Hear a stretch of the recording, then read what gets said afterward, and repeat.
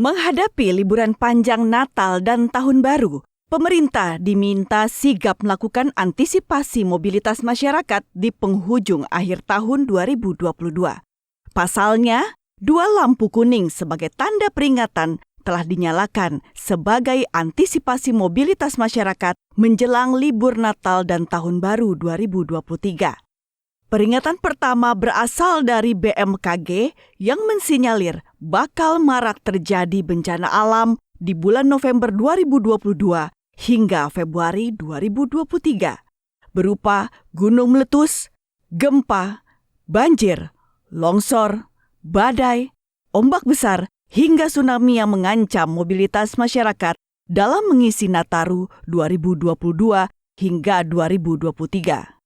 Peringatan kedua, dari hasil pantauan Satgas Pengendalian COVID-19 selama November hingga Desember 2022, tercatat adanya peningkatan jumlah kasus baru pandemi virus SARS-CoV-2 subvarian dari Omicron XBB di mancanegara termasuk di Indonesia.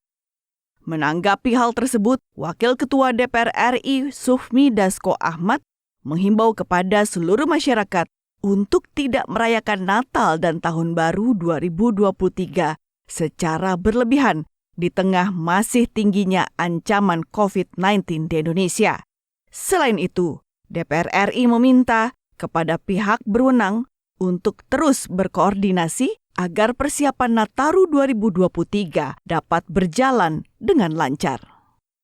Untuk pengamanan Natal dan Tahun Baru dari hasil koordinasi dengan pihak berwenang, kita lihat kesiapan dari aparat penegak hukum maupun dari intelijen sudah cukup.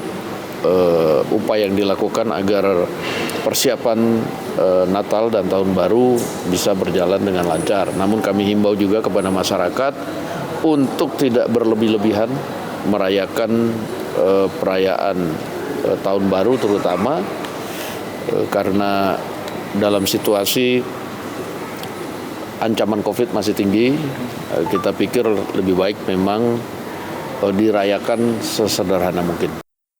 Di sisi lain, Komisi 5 DPR RI mendorong keselamatan dan kemudahan akses transportasi bagi masyarakat harus ditingkatkan pada libur Nataru tahun ini.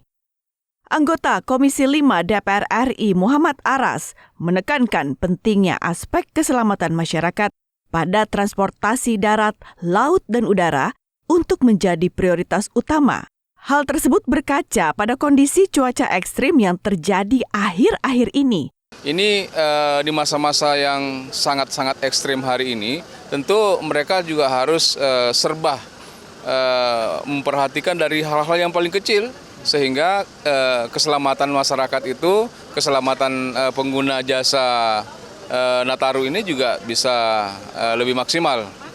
Mobilitas masyarakat berdasarkan survei Badan Kebijakan Transportasi atau Baketrans Kementerian Perhubungan diperkirakan mencapai 22% dari jumlah penduduk di Indonesia atau setara 60,6 juta orang. Untuk memastikan seluruh persiapan berjalan lancar, Komisi 5 DPR RI meninjau langsung kondisi infrastruktur serta transportasi baik darat, laut, dan udara di Provinsi Sumatera Utara. Tentu kita ingin melihat bagaimana persiapan dari Angkasa Pura dalam rangka menyambut liburan Natal dan Tahun Baru. Itu kita melihat ya, bagaimana persiapannya mengantisipasi jika penumpang membludak, bagaimana antisipasi dari pihak bandara. Nah, selain itu juga, kita juga tadi ingin melihat bagaimana persiapan bukan hanya persoalan transportasi udara saja, tetapi transportasi darat dan laut.